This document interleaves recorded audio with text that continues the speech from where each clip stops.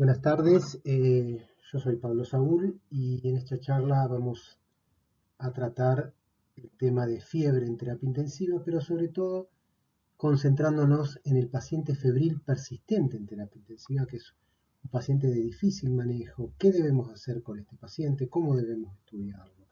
Los objetivos de esta charla es conocer la importancia de la fiebre en terapia intensiva, establecer una sistemática de estudio adaptada a la realidad local, tener en cuenta causas frecuentes e infrecuentes de fiebre en terapia intensiva, conocer los métodos de diagnóstico y su aplicación en cuidados críticos, establecer algunos criterios de tratamiento empírico y mostrarles un algoritmo diagnóstico terapéutico de fiebre. La fiebre en terapia intensiva es un evento cotidiano, como vemos es muy frecuente, aunque un porcentaje no despreciable de sepsis cursan con hipotermia o a veces sin fiebre, con temperatura normal. Recuerden que el origen de la fiebre puede ser un 50% infeccioso y un 50% no infeccioso en terapia intensiva, por lo cual fiebre no es sinónimo de infección. La fiebre aislada, por otro lado, es un evento muy común en terapia intensiva. No requiere estudios adicionales si el paciente está estable y no tiene un foco claro, como por ejemplo puede ser secundaria una aspiración traqueal, una transfusión, un procedimiento invasivo, puede ser una bacteriemia transitoria. La fiebre persistente en terapia puede llevar a baterías de estudios costosos que nos consumen tiempo, son molestos para el paciente, pueden exponerlo a radiación y esto debemos balancearlo con el uso racional de recursos. La patogenia de la fiebre, conocemos, esto es clásico, conocemos que algunos procesos infecciosos, inflamatorios o toxinas desencadenan la liberación de toxinas que actúan sobre el área liberando a nivel del endotelio, del hipotálamo, prostaglandina y otros metabolitos que llevan en el área preóptica hipotalámica, en el centro termorregulador, a la elevación del set point de temperatura, con generación de calor o retención de calor en la periferia y la fiebre. Es decir, que la fiebre es una elevación del set point fisiológico. Guarda el mismo ritmo circadiano que la temperatura, es decir, está más baja a la mañana y a nivel vespertino tiene un pico. Responde a antiinflamatorios no esteroideos y puede ser infecciosa o no infecciosa. Hay que diferenciarlo de la hipertermia, en donde no hay una elevación del set point, esto es no fisiológico, no tiene ritmo circadiano en general, la hipertermia es continua durante todo el día, no responde a antiinflamatorios no esteroideos y es no infecciosa. El paradigma de la hipertermia en terapia intensiva es la fiebre central postquirúrgica, pero también recuerden el síndrome neuroléptico maligno en los pacientes que están medicados con estos fármacos. La fiebre persistente en terapia intensiva no tiene una definición clara. Algunos dicen la fiebre que dura más de 24 horas, otros la llaman prolongada más de 5 días y la atribuyen en general a infecciones. La fiebre de origen desconocido en terapia intensiva es aquella que tiene una temperatura más de 38,3 grados centígrados, en pacientes que están internados hace más de 24 horas, que no tenían fiebre al ingreso o no estaban incubando un proceso infeccioso en admisión, y que no llegan al diagnóstico luego de 3 días de evaluación en terapia intensiva. Recuerden que la fiebre de origen desconocido imagenológica, en donde ustedes no encuentran ninguna alteración en las imágenes, y particularmente la ecográfica, que es lo que muchos terapistas están empezando a usar en su día a día, en terapia intensiva es muy poco frecuente. En general, uno con la clínica, los laboratorios, los cultivos y la ecografía puede llegar a algún diagnóstico.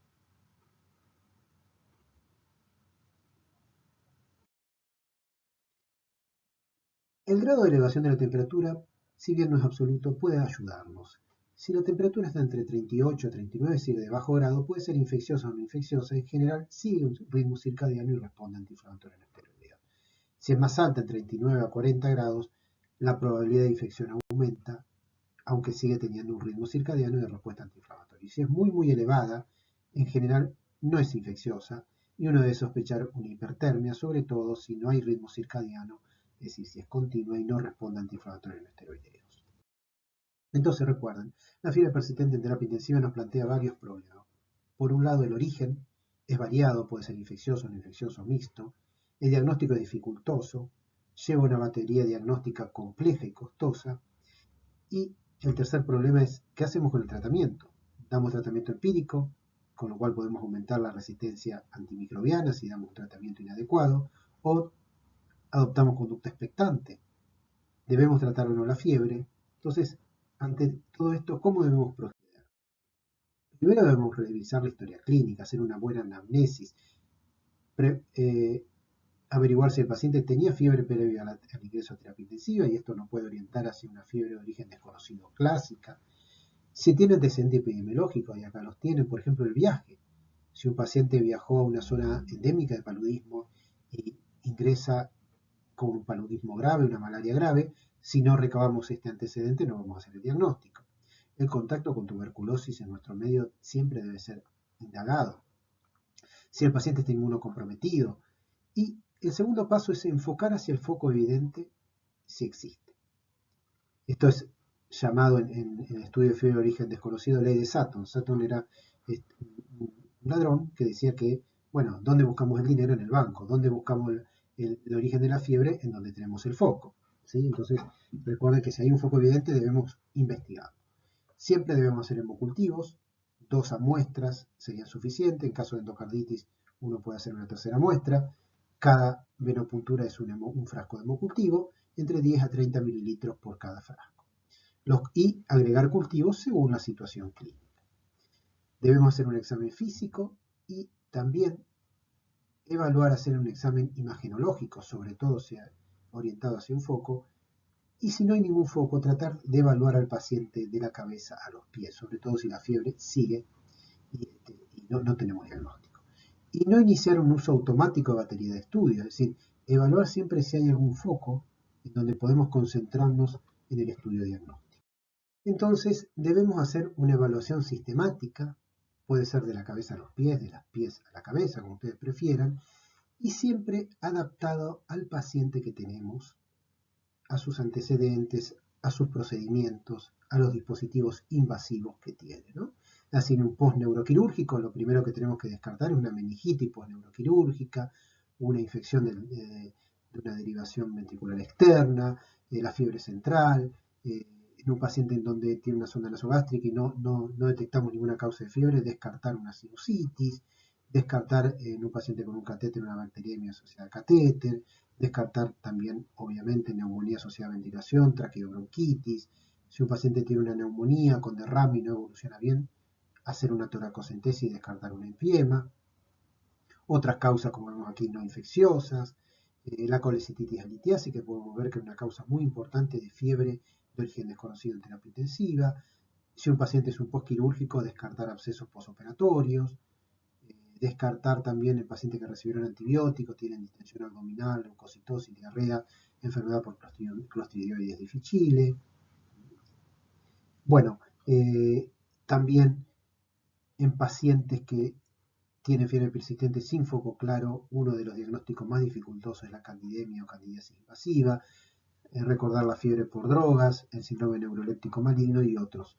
Y siempre apoyando todo esto, además del paciente, es decir, los antecedentes, los procedimientos invasivos, los cuadros previos, usar las imágenes como la tomografía y la ecografía y la radiografía para ayudar o sustentar nuestros diagnósticos presuntivos.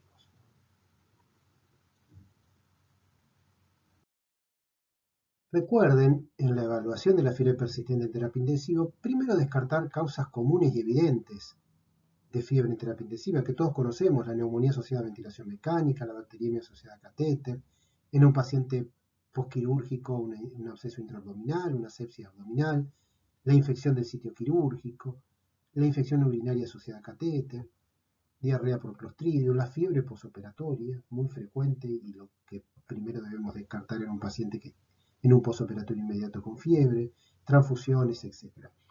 Y la fiebre, si descartamos estas causas, debemos buscar las fiebres de origen desconocido y difícil diagnóstico, la sinusitis, la neumonía oculta, es decir, el paciente que tiene una radiografía de tórax que no evidencia una neumonía y en realidad la tiene, endocarditis infecciosa, obviamente, tuberculosis en terapia, nunca olvidarlo en nuestro medio, candidemia o candidiasis invasiva, la presencia de una enfermedad por Clostridium difficile sin diarrea, la colecititis litiásica, la fiebre central, los síndromes la fiebre por drogas, el síndrome neuroléptico y otras causas que cursan con shock como la insuficiencia adrenal y la crisis tirotóxica.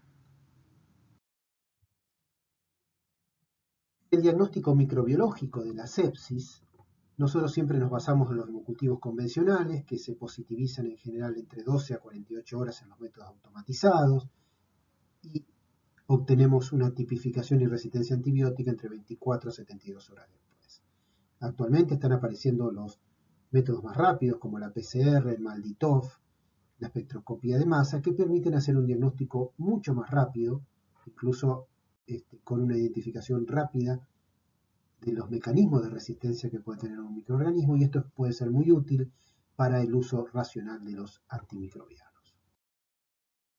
En cuanto a los biomarcadores, la procalcitonina, si bien en un principio existía un gran entusiasmo para usar la procalcitonina para diferenciar cuadros bacterianos de no bacterianos, si bien esto puede ser útil sobre todo cuando hay niveles muy altos de procalcitonina, más de 0,5 o más de 1 microgramo por litro, cuando estos valores son intermedios, la probabilidad de una infección bacteriana existe, así que siempre para decidir si iniciar o no tratamiento empírico, además de la procalcitonina, debemos usar otros parámetros, sobre todo el criterio clínico. La procalcitonina, más que para hacer un diagnóstico y decidir si iniciar o no antibióticos, parece ser más útil en terapia intensiva para seguir al paciente que ustedes le iniciaron antibióticos, para seguir su evolución y dosar la procalcitonina si está disponible cada 2 días, por ejemplo, y si esta va disminuyendo, uno puede plantearse en suspender los antibióticos, y si en cambio la procalcitonina va aumentando, uno debe replantearse el diagnóstico, ver si hay focos drenables, etc. Entonces la procalcitonina los puede ayudar, pero siempre junto con el criterio clínico.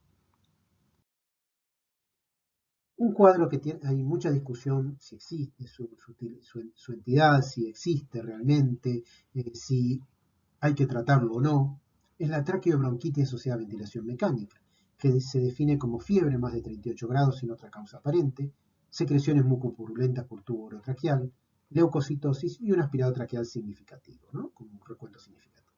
Y además, y acá está marcado en rojo, la presencia de una radiografía de tórax con ausencia de infiltrado sugestivo de neumonía. Con la difusión de la tomografía y la ecografía, muchos de estos pacientes probablemente tengan una neumonía asociada a ventilación mecánica oculta. ¿Por qué? Porque la radiografía de tórax es poco sensible y específica para detectar neumonía. Fíjese que solamente la tomografía detecta un 23% más de infiltrados que la radiografía, fíjense, y esto se apoya, por ejemplo, en este paciente, 45 años, que se sospechaba una traqueobronquitis, tenía un aspirado para un Acinetobacter, se le hace una radiografía y tenía una tomografía, y tenía ya un infiltrado incipiente. Entonces, en realidad era una neumonía asociada, una neumonía por Acinetobacter. La tomografía requiere un traslado del paciente, que muchas veces no lo podemos hacer porque está inestable, y en los últimos años ha surgido la gran utilidad de la ecografía en la neumonía asociada a ventilación mecánica. Detecta mayor cantidad de infiltrados, como ven, que la radiografía, y tiene mayor sensibilidad y especificidad, y además con la ventaja que reduce la necesidad de exposición a radiación, a la tomografía, casi en la mitad de los pacientes. Tan es así que se ha empezado a incluir dentro de los scores de diagnóstico de neumonía asociada a ventilación mecánica, como se acuerdan del score clínico de infección pulmonar, el CEPIS, se ha empezado a incluir la procalcitonina y la ecografía para el diagnóstico de infiltrados, ya que parece ser más sensible que una radiografía. Y como ven, si el score es elevado, hay un alto riesgo de neumonía, con una sensibilidad, especificidad, valor predictivo positivo y negativo bastante importantes. ¿Y en qué nos ayuda la ecografía? La ecografía puede detectar las consolidaciones en forma bastante sencilla, con una curva de aprendizaje no muy prolongada y no muy complicada para el terapista. La mayoría de los terapistas han empezado a hacer ecografías en la modalidad POCUS, es decir, a la cabecera del paciente, para tratar de responder si el paciente, por ejemplo, tiene una consolidación, como vemos aquí, o derrame pleural y consolidación.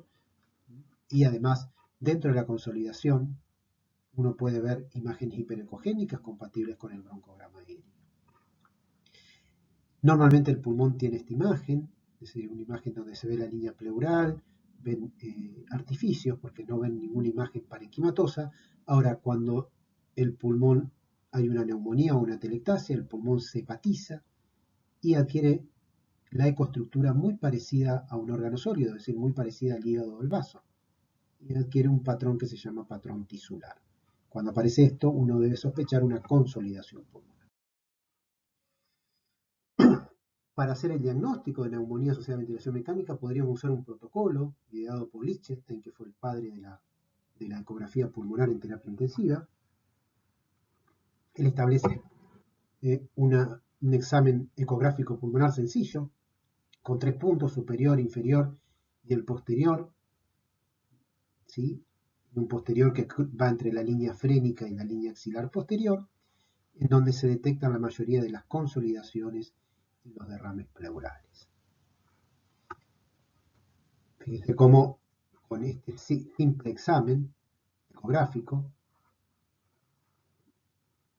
uno puede detectar distintos síndromes pulmonares con una alta sensibilidad y especificidad, y en el caso de la neumonía, si uno tiene 4 perfiles y si esos perfiles no están presentes, la posibilidad de una neumonía es baja, solamente haciendo ecografía y no haciendo tomografía o radiografía.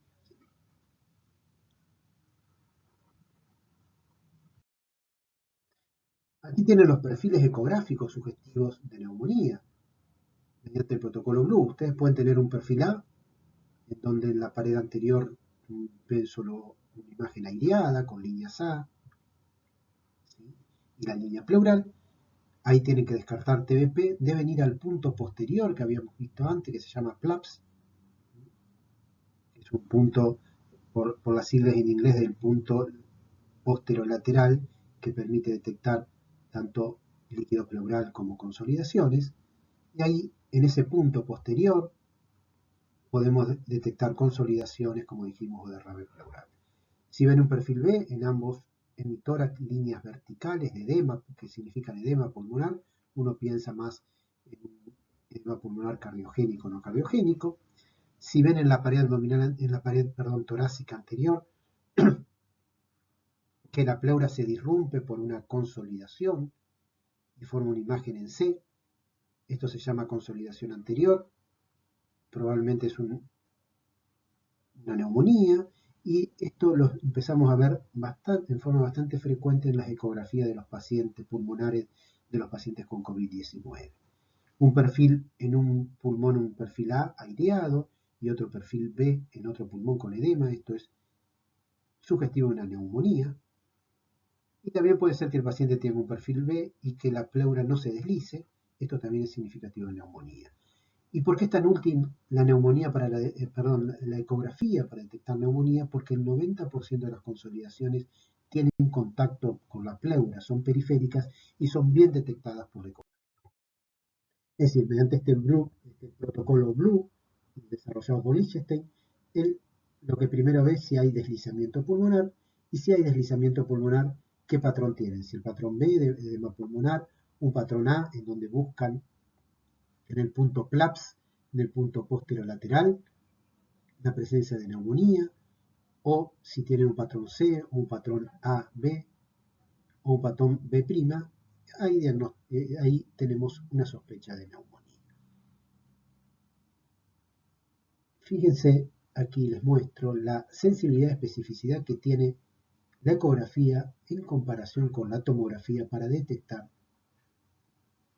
neumonía o consolidación alveolar. Prácticamente una sensibilidad muy próxima a la tomografía y una especificidad prácticamente igual. Es decir, que es un método muy útil y que puede realizar el intensivista a la cabecera. Acá les muestro algunos ejemplos de pacientes que hemos tenido en la terapia y que hemos realizado el diagnóstico. No somos especialistas en ecografía, sino que realizamos ecografía en modalidad POCUS. Y aquí vemos, por ejemplo, un patrón en C, una pequeña consolidación anterior. Esto Esto es frecuente, como dijimos, en los pacientes COVID, en donde vemos que la línea que rodea la línea hiperecogénica está como fragmentada. Este paciente que tenía una neumonía febril persistente, detectamos un NPM y se drenó. Este paciente tenía un patrón de edema intersticial alveolar y era una neumocistosis. Aquí tenemos un paciente que tenía una gran consolidación, tanto el lóbulo superior como el lóbulo inferior. Acá tiene la cisura y derrame pleural. Esto se drenó y era un empiema. Y acá tienen un paciente con una consolidación y en el interior áreas hiperecogénicas que corresponden a broncograma aéreo. Entonces, el síndrome de consolidación tiene algunos criterios diagnósticos como el patrón tisular, es decir, fíjense aquí, ustedes ven el hígado, el diafragma, un área líquida anecoica que es el líquido pleural y rodeando un pulmón hepatizado que tiene un patrón tisular, no tiene aire. Y en el interior, áreas blancas hiperecogénicas que son broncograma aéreo. La presencia de estas áreas que dijimos broncograma aéreo, el segundo criterio, y el signo de la línea fragmentada en las consolidaciones anteriores de la pared anterior, en donde la pleura se interrumpe, ¿no ven?, por una consolidación. Esto, como dijimos y repetimos, es bastante frecuente en las neumonías por COVID-19. Cuando usted tiene una consolidación, una condensación, puede ser ecográficamente una neumonía o una atelectasia. Es difícil de diferenciarlo, pero hay algunos signos que vamos a ver que nos pueden orientar, sobre todo estos dos, el broncograma aéreo, cuando es dinámico, móvil, o hay vascularización arborescente dentro de la consolidación, sospechamos una neumonía y podemos en general diferenciarlo de una atelectasia. Aquí vemos el signo del broncograma aerodinámico, también descrito por Lichtenstein, que sugiere fuertemente neumonía. En ese caso, como vamos a ver en el video, el broncograma aéreo no está fijo, sino que se mueve, aparece, desaparece, y ese es el broncograma aerodinámico, que es muy sugestivo de neumonía. Y el otro signo que es sugestivo de neumonía y no se ve en la atelectasia es la presencia de vascularización de tipo arborescente dentro de la consolidación, como vamos a ver en esta condensación o consolidación cuando le aplicamos el Doppler color. ¿Ven ahí? Tienen una vascularización, ¿sí?, dentro de la condensación que sugiere neumonía. Es decir, aquí tienen el hígado, el diafragma, tienen líquido alrededor de la consolidación y en la consolidación vemos estos vasos sanguíneos que tienen un aspecto como en rama y que sugieren fuertemente una neumonía y que lo diferencian de una atelectasia. Acá vemos de nuevo el broncograma aerodinámico, la vascularización dentro de la consolidación, todos signos que sugieren neumonía.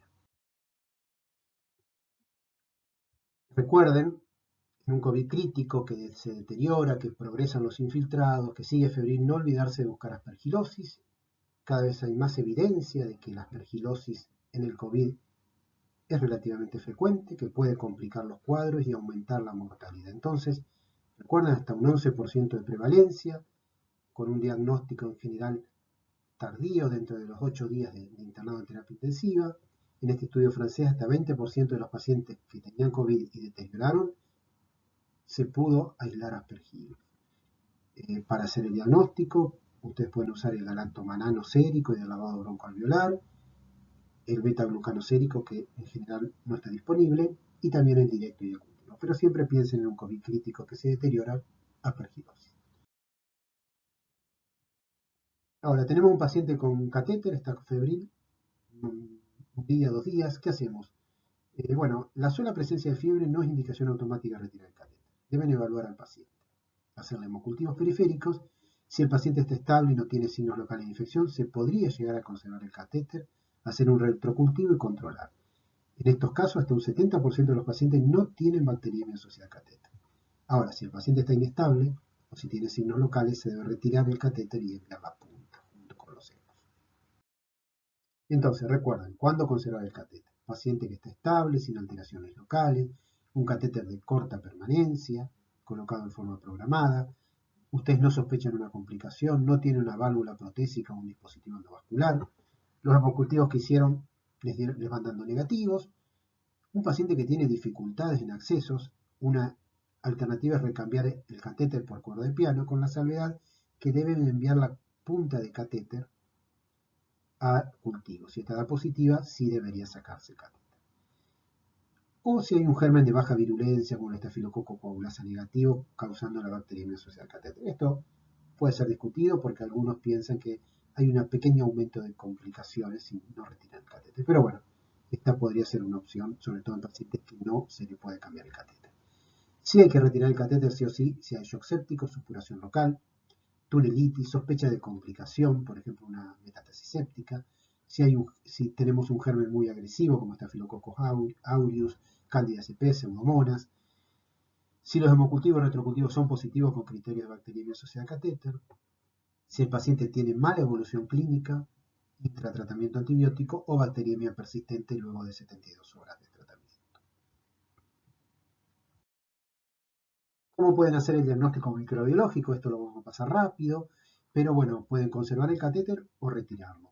Si conservan el catéter, hacen hemocultivos y retrocultivos, y estos tienen igual germen y sensibilidad.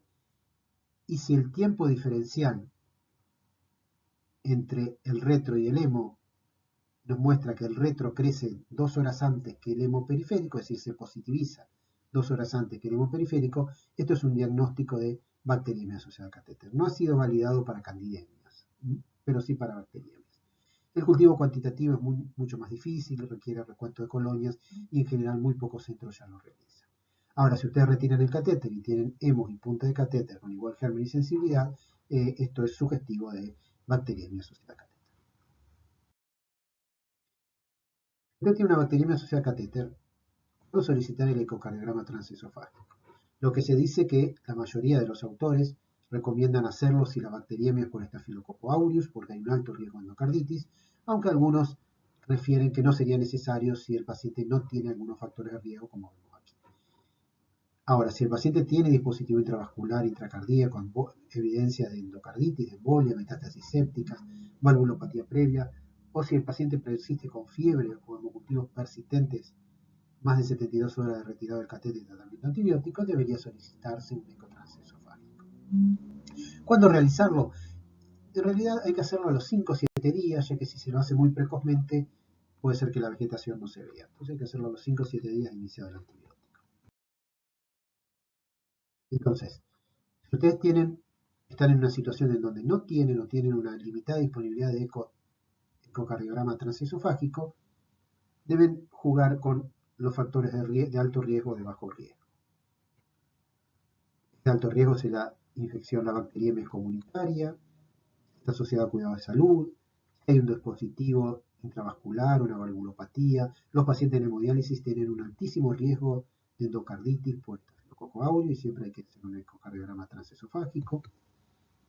Si hay una metástasis como una espondilodicitis, si hay embolia, si es un adicto endovenoso o si los hemocultivos persisten positivos. De bajo riesgo si la infección es nosocomial, si los hemocultivos son negativos al cuarto día, si no tienen dispositivos intracardíacos, si no hay signos de endocarditis o metástasis, si hay un foco que pudieron removerlo rápidamente y si el paciente mejora clínicamente, mejora rápidamente luego de iniciar el tratamiento antibiótico. Esto representa un 30% de las bacteriemias asociadas a catéter. Recuerden que si usted tiene un ecocardiograma transesofágico, en toda bacteriemia por Staphylococcus aureus es conveniente hacer una ecografía, un ecocardiograma transesofágico, ya que desde el punto de vista económico es beneficioso, ya que les ahorra, si no tienen endocarditis, 14 días de tratamiento antibiótico. Y recuerden que un 20% de las bacteriemias asociadas a catéter por aureus pueden llegar a tener endocarditis, así que hay que tratar de descartarla. Si no tienen ecocardiograma transesofágico, una alternativa, sobre todo en pacientes de bajo riesgo, es seguirlo con ecocardiogramas seriados. ¿Qué pasa cuando no tiene un foco claro? Siempre tratar de descartar la sinusitis. Fíjense que puede representar un 24% de la fiebre de origen desconocido en terapia intensiva. El principal factor de riesgo es la sonda nasogástrica. Deben usar para el diagnóstico la tomografía. Es importante obtener un cultivo del seno, porque generalmente en terapia intensiva está producida por gérmenes multiresistentes, y tratar de realizar alguna técnica de drenaje además del antibiótico. El segundo cuadro que siempre deben descartar es la colecistitis litiásica, ya que su diagnóstico es muy difícil en los pacientes ventilados. La ecografía en la cabecera del paciente rápidamente hace el diagnóstico, pero el diagnóstico es tardío con frecuencia, y esto lleva a que cuando uno hace el diagnóstico, la mayoría de los pacientes ya están complicados, con un 50% de gangrena o perforación.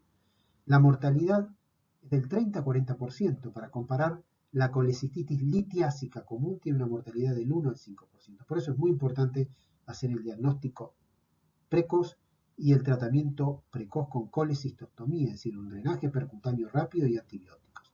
Y la colecistectomía luego en la falla de tratamiento cuando la colecistitis está francamente complicada. Y el tercer cuadro que debemos considerar es la candidiasis invasiva, que es un verdadero desafío para el terapista, ya que su diagnóstico es dificultoso y el tratamiento empírico es controvertido.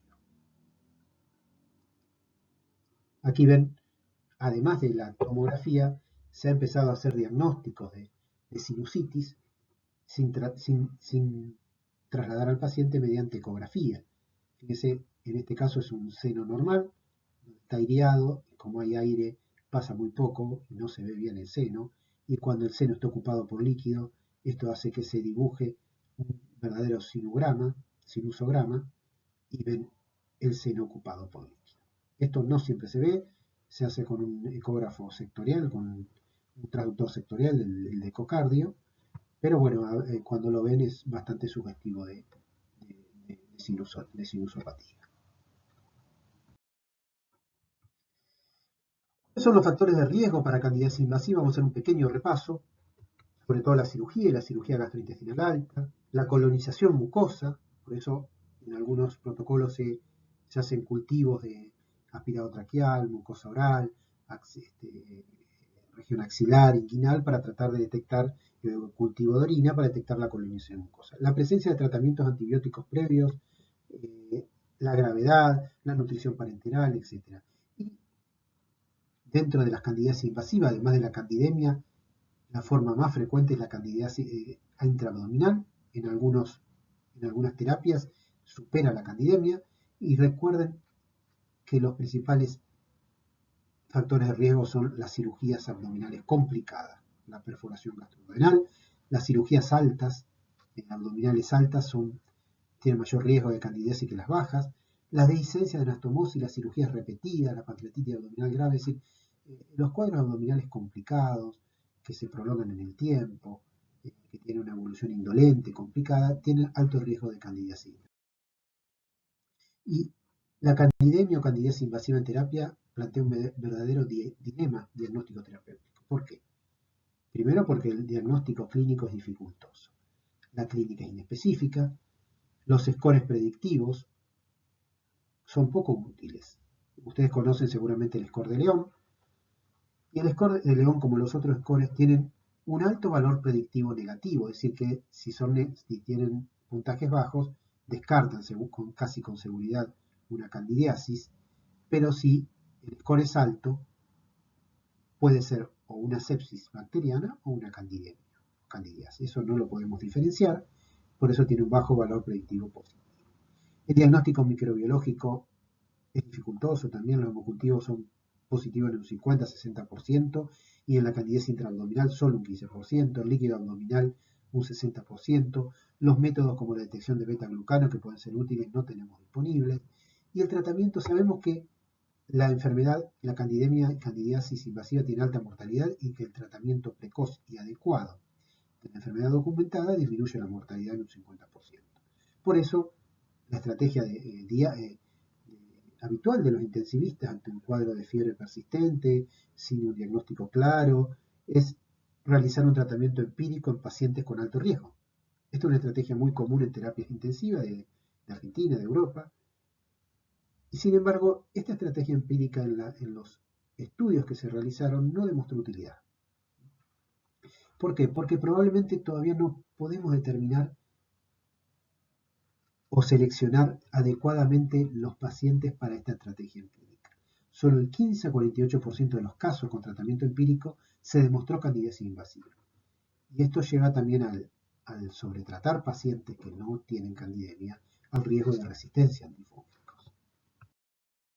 Fíjense acá hay varios estudios realizados en terapia intensiva sobre estos pacientes graves que a veces están en shock séptico, que no responden a antibióticos, que no tenemos cultivos positivos para bacterias, ni iniciamos tratamiento antifúngico empírico. Fíjense que la mayoría de los estudios no muestran beneficios. Probablemente necesitemos definir mejor el grupo de tratamiento empírico.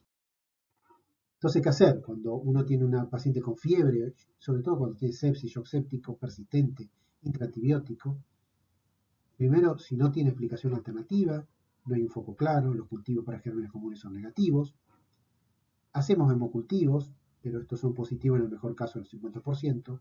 Si tenemos el beta-glucano podemos hacerlo, pero en general no tenemos disponible.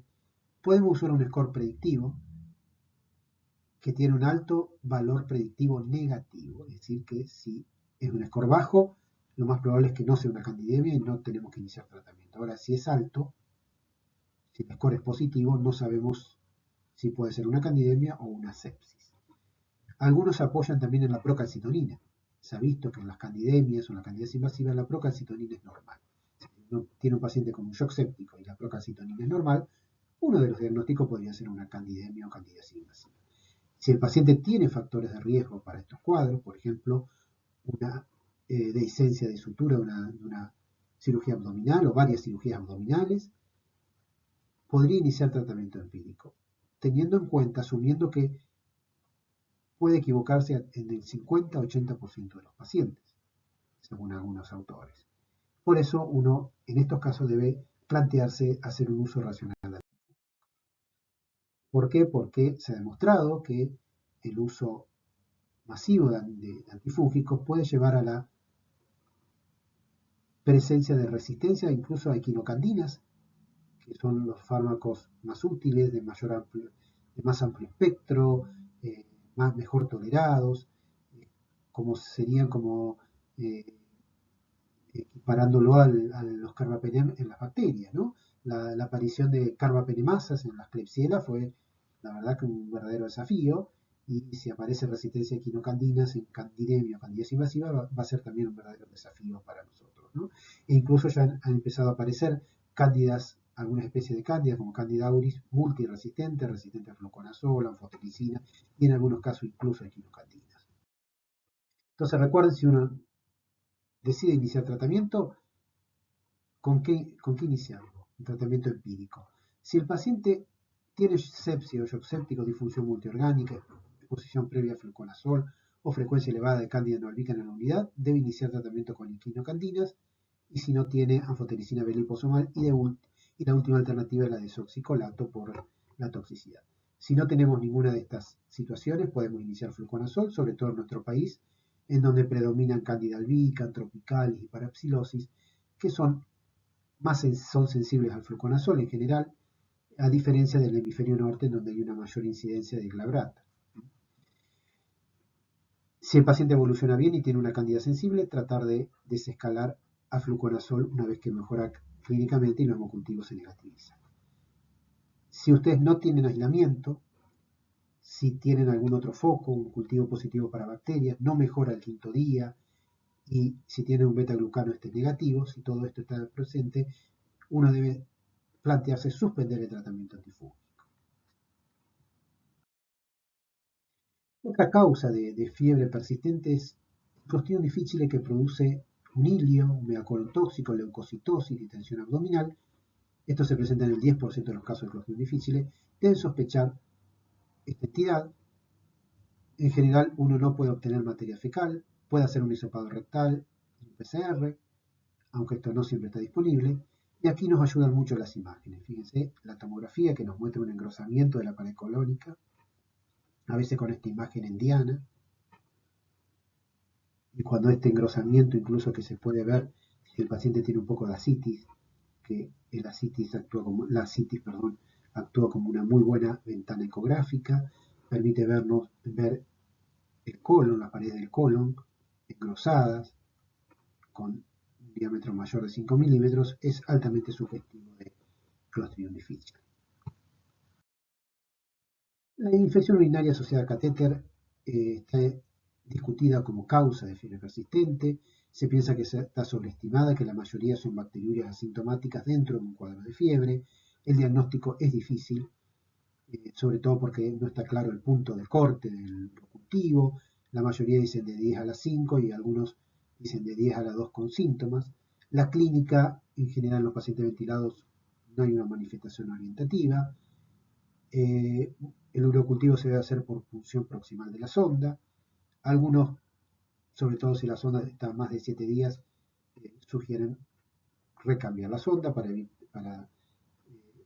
eliminar la biopelícula. Y el tratamiento está discutido. Se sugiere que si un paciente tiene fiebre y no tiene otro foco claro, con un urocultivo positivo, debería tratarse. Algunas causas no infecciosas, como la fiebre posoperatoria, recuerden la fiebre que aparece dentro de las 72 horas de un posoperatorio, con un paciente estable y sin otro foco, hay que tener una conducta expectante, no iniciar antibióticos. La fiebre por drogas, el diagnóstico es de exclusiones. ¿Y cómo hacen el diagnóstico de fiebre por drogas? Suspenden el fármaco y a las 72 horas debe desaparecer la fiebre. Recuerden el síndrome neuroléptico maligno, el síndrome serotoninérgico como causas de hipertermia, que cursa con disautonomía, rigidez y clonus. La fiebre en el neuroquirúrgico es algo común, un cuarto de los postneuroquirúrgicos tiene fiebre, la mitad no son infecciosas. Este riesgo aumenta de fiebre cuando hay sangre en el espacio subaracnoideo. La fiebre central, ¿se acuerdan? Una causa de hipertermia. El síndrome de fosa posterior, cuando hay sangre en la fosa posterior. Y siempre en todos estos cuadros hay que descartar la meningitis postneuroquirúrgica mediante un examen del líquido cefalorraquídeo y evaluando la concentración de lactato. El citomegalovirus en paciente crítico está emergiendo como una causa probablemente de fiebre. Se ven que los brotes de reactivación en el paciente crítico son frecuentes, medidos por antigenemia o PCR, sobre todo en pacientes sépticos con internación prolongada. Parece ser que estas reactivaciones tienen efectos deleterios sobre la evolución del paciente, como prolongación de la ventilación mecánica, aumento de la hospitalización, de la infección nosocomial, de la mortalidad y morbilidad. No se sabe qué papel tiene el tratamiento de las reactivaciones de SMB, de citomegalovirus, y hay estudios que están en marcha para responder esto. Fiebre persistente en terapia intensiva, en nuestro medio recuerden de descartar tuberculosis. Y si sospechan tuberculosis, uno debe evaluar seriamente iniciar tratamiento empírico. 4 o 6% de la insuficiencia respiratoria en países en vía de desarrollo son por tuberculosis. Si usted tiene infiltrados pulmonares y fiebre persistente, descarten tuberculosis. También hay algunas presentaciones de tuberculosis que pueden ser atípicas y presentarse y producir fiebre de origen desconocido, por ejemplo las TBC extrapulmonares, la miliar, la meningoencefalitis, la hepatitis granulomatosa, la pleuritis, pericarditis, que son paucibacilíferas y son de difícil diagnóstico. O grupos de riesgo como los ancianos que pueden presentar cuadros de tuberculosis diseminadas sin afección pulmonar, hemodiálisis, diabéticos, inmunodeprimidos, que pueden tener presentación atípica. Entonces recuerden siempre, ante una fiebre persistente en terapia, buscar alguna de estas presentaciones atípicas y tratar de descartar la tuberculosis. Y si ustedes sospechan tuberculosis, deben iniciar tratamiento empírico de forma muy rápida, ya que la tuberculosis grave en terapia intensiva tiene una altísima mortalidad y si entra en ventilación mecánica aún más. Nuestra experiencia es 70-80% de mortalidad. Fíjense este caso, cuando ustedes ven este patrón miliar, deben tomar cultivos e iniciar rápidamente tuberculostáticos en forma empírica. Por sonda nasogástrica, en general los iniciamos. Hay algunos estudios que muestran que los tuberculostáticos por sonda nasogástrica pueden tener niveles subterapéuticos, sobre todo en pacientes graves, por lo cual en pacientes en ventilación mecánica, con soporte vasopresor en shock, hay que tratar de usar las drogas que tengan tuberculostáticas por vía endovenosa disponibles y minimizar el uso de fármacos por sonda nasogástrica. No siempre se puede, pero por ejemplo rifampicina, una aminoglucosis y levofloxacina se pueden dar por vía endovenosa. También en el paciente HIV con un CD4 muy bajos y fiebre de origen desconocido, la ecografía puede ser muy útil para descartar una tuberculosis diseminada. Este protocolo, que se llama FASH, que se usó mucho en África para el diagnóstico rápido de la tuberculosis diseminada en HIV, ahí con este estudio ecográfico, que lo puede hacer un terapista, buscan derrame pericárdico, derrame pleural, ascitis, lesiones focales hepáticas y esplénicas. Más difícil es buscar adenopatías retroperitoneales. Y en estos casos, si aparecen alguna de estas manifestaciones, sospechar en un paciente HIV muy inmunodeprimido tuberculosis diseminada, micobacterias sobre todo, en un 70% de los casos, y otras causas, pero fundamentalmente tuberculosis diseminada. Acá les muestro algunos ejemplos hechos en la terapia, en pacientes con HIV que tenían tuberculosis, un derrame pericárdico, derrame pleural, ascitis con líquido en el Douglas, por ejemplo, lesiones hiperecoicas en hígado en vaso, acá un absceso tuberculoso en vaso, adenopatías retroperitoneales. Todo esto debe hacer sospechar una tuberculosis. ¿Debemos tratar la fiebre persistente en terapia intensiva? El tratamiento empírico solo hay que hacerlo en casos seleccionados. Si hay fiebre muy alta, sobre todo si el paciente se está deteriorando, si el paciente tiene una sepsis o shock séptico, si está inmunodeprimido, si el cuadro es progresivo, cuando sospecha una candidemia o candidiasis invasiva, si hay una sospecha de tuberculosis. Debemos tratar al paciente para KPC si está colonizado por KPC y tiene fiebre persistente, y esto está discutido, no está claro todavía, y bueno, hay situaciones donde debemos tratar de bajar la fiebre porque esta puede tener efectos deleterios sobre el paciente. ¿Qué pasa con la fiebre y colonización por KPC? Bueno, se piensa que un 10 a 15% de los colonizados desarrollarán infección invasiva. Entonces hay dos scores que pueden ayudarlos. Uno es el score de Gianella, que determina varios puntos y le da un puntaje, y de acuerdo a ese score vemos el riesgo que tiene el paciente de desarrollar una bacteriemia por KPC, como por ejemplo el paciente que está en terapia, si tuvo un proceso abdominal, si tuvo quimioterapia, si está colonizado por KPC, y esta colonización es importante si está, además de la colonización fecal, tiene colonización por fuera de la materia fecal, es decir, en otros sitios. Y además otro score que es un score de gravedad, que es el score increment,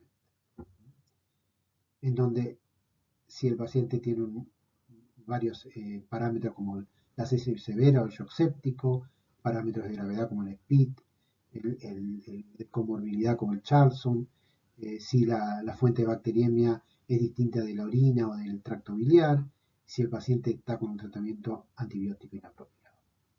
Entonces, con ese criterio uno puede hacer un pequeño algoritmo que se propone, aunque no está claro su utilidad. Si el paciente tiene fiebre y colonización rectal por KPC y tiene bajo riesgo de mortalidad por el score increment, con un score de Gianella muy bajo, no sería necesario un tratamiento para KPC, un tratamiento empírico usual en la unidad.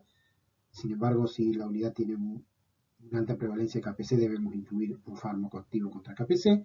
Y si tiene un score de Gianella alto, uno podría incluir un antibiótico activo contra KPC. Ahora, si el paciente tiene un alto riesgo de mortalidad, siempre la posibilidad de infección invasiva es muy alta y hay que hacer cobertura empírica para KPC, en lo posible con 2 fármacos activos.